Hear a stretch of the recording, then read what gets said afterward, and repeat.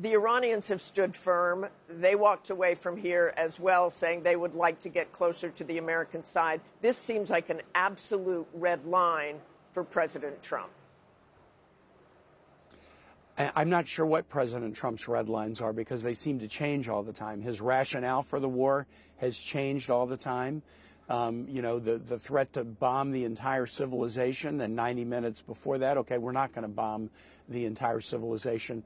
And I don't know exactly what the offer was that J.D. Vance put on the table. He had a brief press conference and he said, we need to make sure that Iran doesn't get a nuclear weapon. But Martha, as you know, Iran entered into an agreement with the United States and other nations, both allies of the U.S. and China and Russia, in 2016, reaffirming that they would never purchase, seek, or acquire a nuclear weapon. Donald Trump tore that up.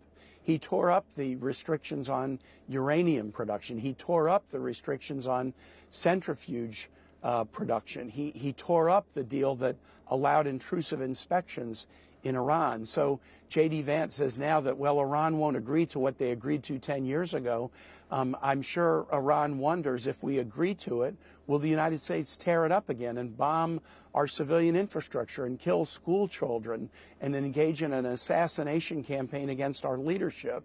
This is not going to be an easy negotiation, because the last negotiation that led to a control of Iran's nuclear program, the U.S. made the decision to tear it up and walk away from the deal. I think that decision by President Trump to tear up a diplomatic deal will go down in history as one of the worst decisions in the foreign policy space ever made by an American president. If you make diplomacy impossible, you tend to make war inevitable.